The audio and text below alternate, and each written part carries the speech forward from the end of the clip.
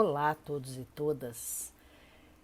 Eu resolvi hoje falar e conversar com vocês sobre Paulo Freire. Nós comemoramos no dia 19 de setembro o centenário do Paulo Freire.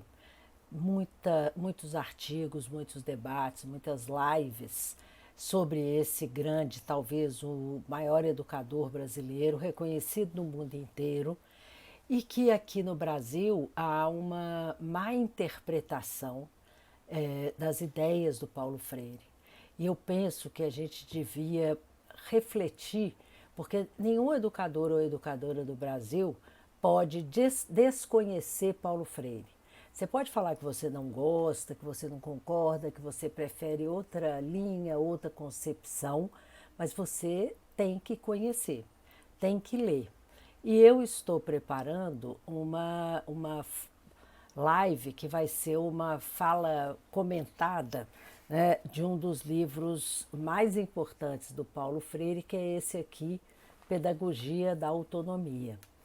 E eu sempre me lembro que em 2015 eu morava em São Paulo e saí de casa e dei de cara com uma faixa que falava assim: abaixo Paulo Freire, culpado pelos problemas da educação no Brasil. E desde então eu sempre converso muito com as pessoas para perguntar qual o problema da educação no Brasil Paulo Freire é responsável.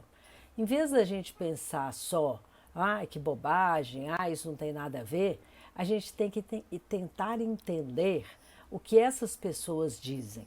Porque Paulo Freire foi preso pela ditadura militar em 1964. Suas experiências no Brasil ainda eram muito recentes. Ele vai para o exílio e permanece quase 20 anos exilado. Mas no Brasil, as ideias, os livros, tudo que o Paulo Freire vinha escrevendo, vinha colocando em prática, né, elas foram proibidas pela ditadura militar.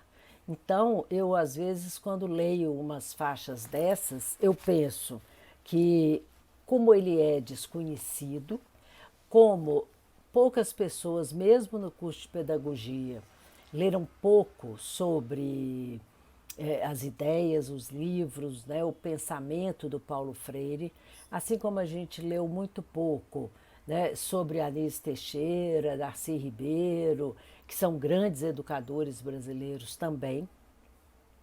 E eu acho que o que falta na educação brasileira é o Paulo Freire.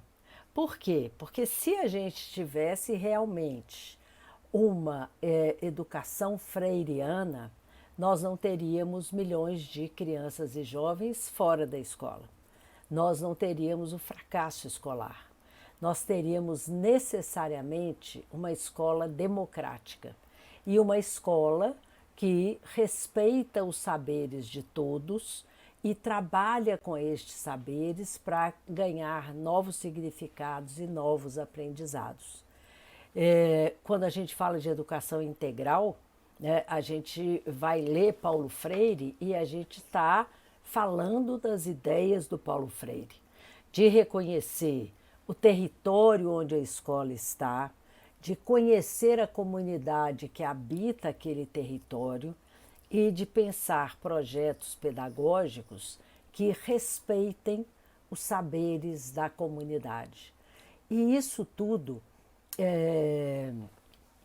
ele é mal entendido, né? As pessoas falam que é um método que gerou analfabetos, quando na verdade as ideias de Paulo Freire não foram implementadas e as experiências dele no Nordeste brasileiro e pelo mundo afora são experiências de muito sucesso. Ou seja, Paulo Freire baseia todo o seu ideário, todas as suas o seu pensamento numa relação respeitosa com o outro, principalmente aquele que pensa diferente de mim, e numa vivência democrática onde eu posso dizer que não sei, mesmo sendo professor, e sigo aprendendo.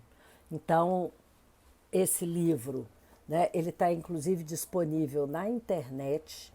Ele é muito bonito, ele é muito importante para que a gente entenda, né, as propostas e as ideias deste maior educador do Brasil, Paulo Freire.